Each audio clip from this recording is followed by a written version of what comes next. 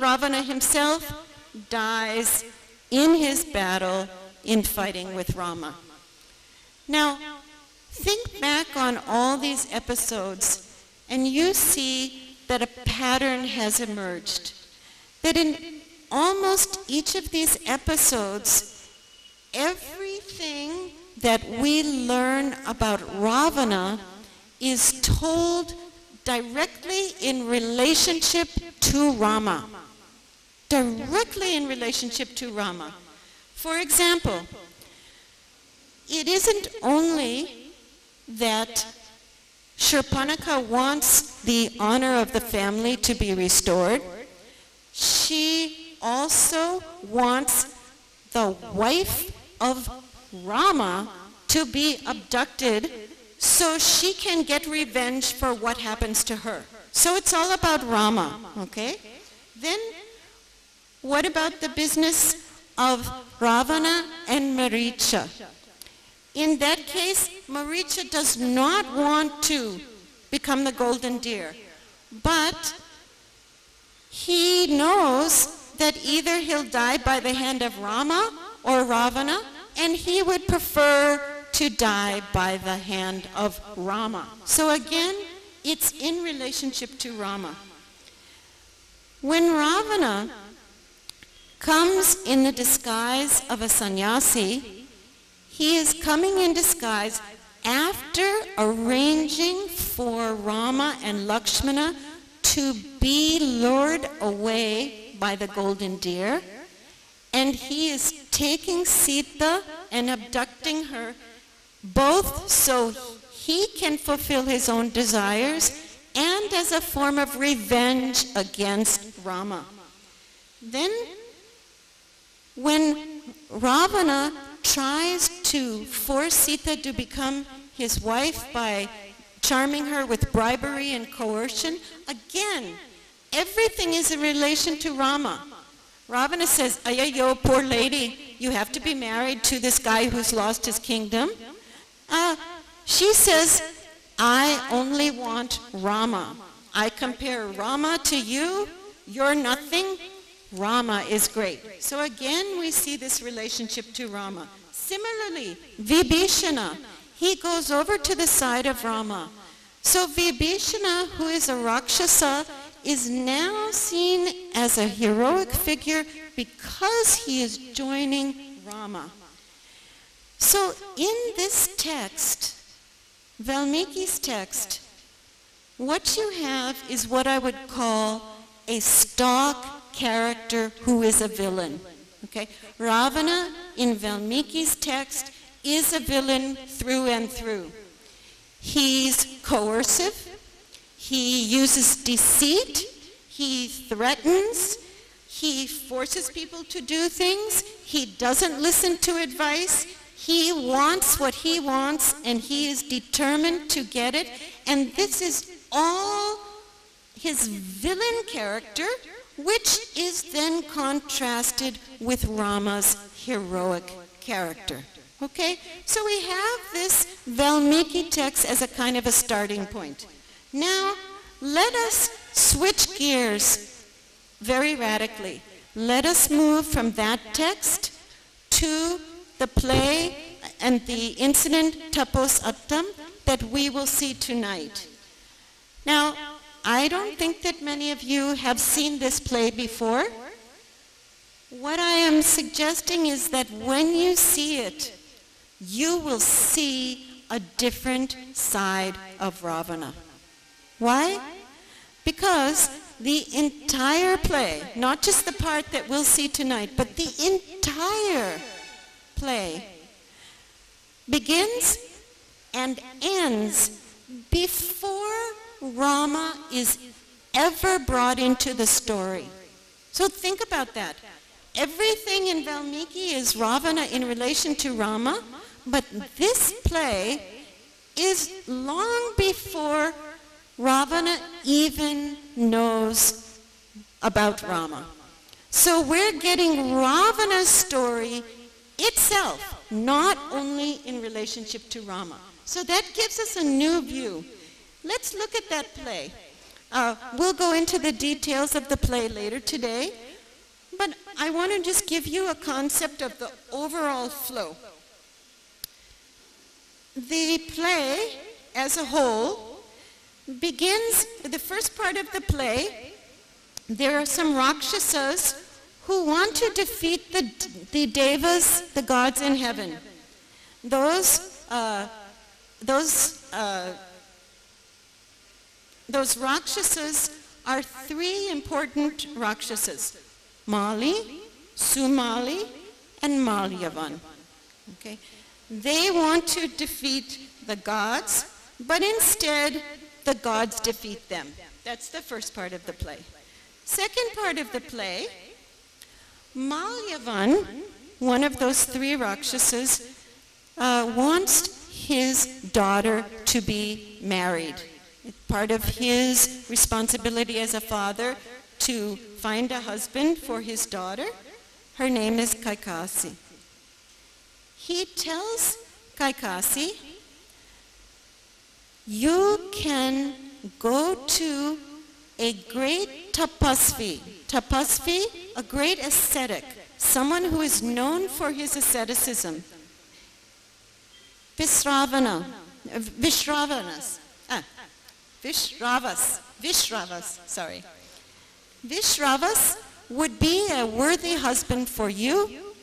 If you go and ask him to marry you, then you will have a good husband. Now, the question comes, where does this character, Vishravas, appear? We haven't heard about him in Valmiki, or have we? Where is this story from? You find that Vishravas is found in the Uttarakanda of Valmiki. The Uttarakanda, whatever anybody else tells you, the Uttarakanda can be described like a big appendix or a big collection of stories that are stuck in the end of Valmiki. For example, let's say you're writing some paper, you do a first draft, you decide some things you're going to cut out, but you might need them later. So you copy those and put them in a file named leftover. Leftover? Huh? Leftover, you know that term? All those things you put in that file and leave it at the end. That's what Uttarakanda is like.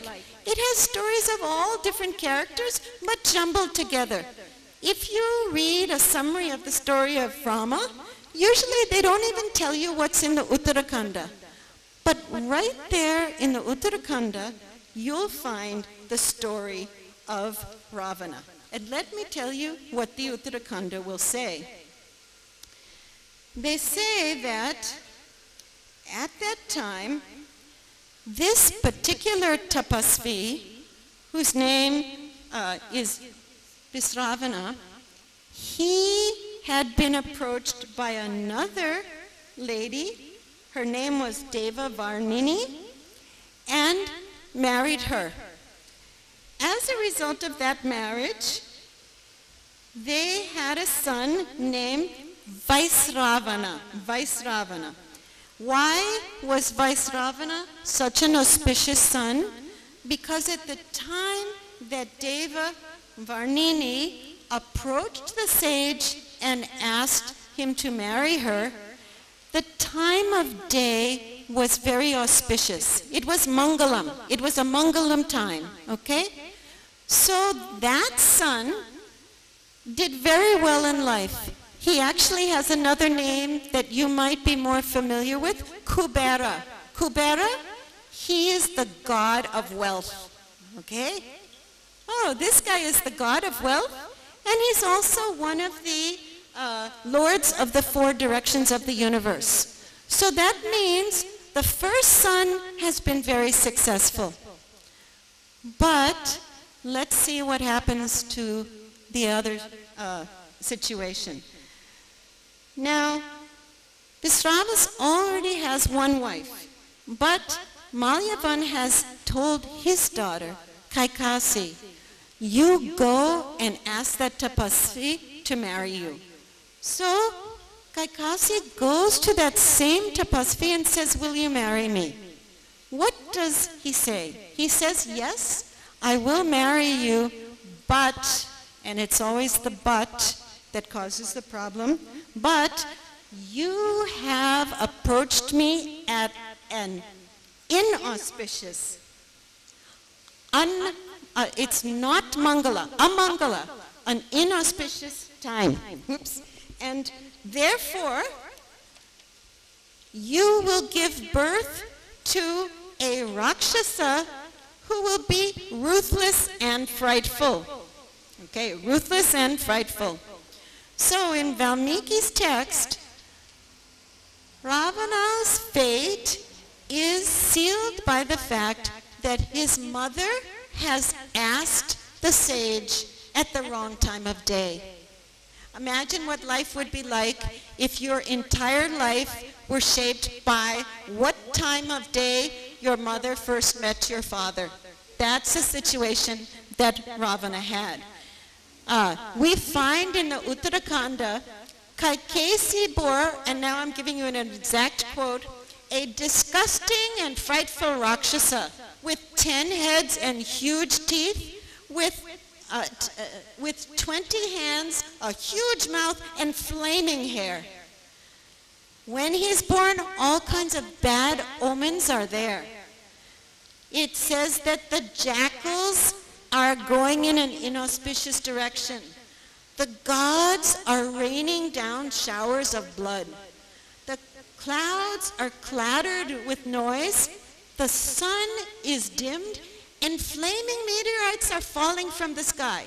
So, just in case you're missing the point, this is a very inauspicious time. Meteors are falling, everything is going wrong. That was the moment of Ravana's birth. Now think about that, because that's one of the key things that shapes the later portrayal of Ravana. This representation of Ravana as malevolent, demonic, and adharmic in Valmiki functions to throw into relief and glorify his opposite King Rama, who practices self-control and adheres to the Kshatriya Dharma and is committed to disciplining the desires. So here's Ravana. He started life on a bad note, okay? Now, that's where the Uttarakanda leaves us with that understanding of the stock character villain. Now let's go to the play that we're going to see tonight. And let's think about the portrayal there. The play that you see tonight has several portions. Let me tell you a little bit about it. The first portion begins with Kaikasi. She has just given birth, or she gave birth some months back, to baby Ravana, Kutni Ravana, small child Ravana. And in the beginning of the play, she is rocking that baby Ravana back and forth. And she thinks to herself, my baby is so wonderful. My baby will transform my life. My baby is so extraordinary. At that very moment, something is going through the sky. It turns out it's not an Air India plane, not Air India. It is the Pushpak Vimana. That is the celestial chariot. That celestial chariot belonged to their father. But Kubera has taken the plane